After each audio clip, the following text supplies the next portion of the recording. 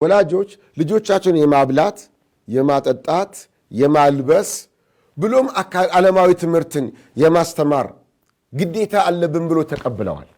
ወላጆች ይህ ግዴታ አለብን ተቀብለዋል። በዚህ ልክ ግን አላህን እንዲፈሩ ቤተሰቦቻቸው ልጆቻቸው አላህን እንዲፈሩ ዒባዳ እንዲያደርጉ ቁርአን እንዲቀሩ እስላምን እንዲማሩ ግዴታ አለብን ብለው በዚህ ልክ ከላመኑ ማለት ይቻላል። ኢላ መን ረሒመ ረቢ አላህ የጠበቀው አላህ የወፈቀው ሲቀር ይህ መስተካከል አለበት።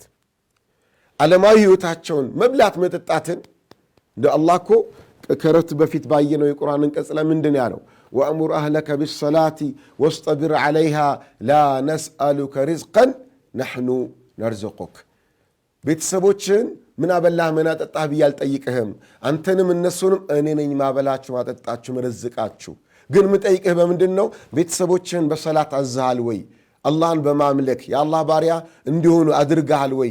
ከወንጀል ከጥፋት እንዲርቁ አድርገሃል ወይ? ይህን ነው ምጠይቅህ። የጣልኩብህም ኃላፊነት ይህን ነው ብሎ አላህ የነገረን።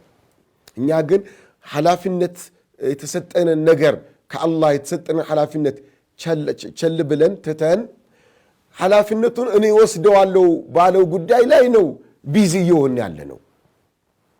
አዎ ይህም ጥሩ ነው። ማብላት ማጠጣት ማስተማር ጥሩ ነው። የበለጠው ግዴታ የትኛው ነው? ልጆች በዒባዳ ላይ ቤተሰብ በዒባዳ ቀጥ ብሎ እንዲቆም ማድረግ ነው። ይህ ነው ትልቁ ግዴታ። የቂያማ ቀንም አላህ አንተ የሚጠይቅ በዚህ ነው በዒባዳ ላይ እንዴት ነበሩ ልጆች? ይህ ነው አላህ የሚጠይቅ እንጂ ምን አበላ ምን አጠጣ ምን አስተማር ከአካዳሚ ላይ አይጠይቅህም። አላህ ቢሆን ጥሩ ነው። እግረ መንገድ ምን ሰራው ነው ዋናው ትኩረት ቅድሚያ። ይህም ጥሩ ይህም ጥሩ፣ ሁለት ጥሩ ሲገጣጠም የትኛውን ጥሩ እናስቀድማለን? የበለጠ ጥሩ የሆነውን የበለጠ ብንተው አላህ ፊት የሚያስጠይቀን የሆነውን ብንተው ቸላ ብንለው የበለጠ አላህ ፊት የሚያስጠይቀንን ነገር ነው ትኩረት የምናደርገው። ለዚህ ባካችሁ ወላጆች ለልጆቻችሁ አካዳሚክ ትምህርት እንዲማሩ ትኩረት ከምታደርጉት የበለጠ እስላምን እንዲማሩ ትኩረት አድርጉ። የቂያማ ቀን አላህ የሚጠይቃችሁ እስላምን እንዲማሩ ለልጆቻችሁ ምን ያደረጋችሁ የምትባሉት። ውድ ወላጆች ልጆቻችሁ እንዲበሉ ቁርስ ብላ ምሳ ብላ ጠጣ፣ አንዳንድ ኩዱላል ሐቂቃ ካልበላ ገርፋለሁ እያጫወታችሁ በቀልድም በምንም እንዲበሉ እንዲጠጡ ምትደክሙትን ምትለፉትን ከዛ በበለጠ ሱብሒ ሰላት በወቅቱ ተነስተው እንዲሰግዱ ዙህርን እንዲሰግዱ ዓስርን እንዲሰግዱ መግሪብን ዒሻን እንዲሰግዱ ጥረት አድርጉ።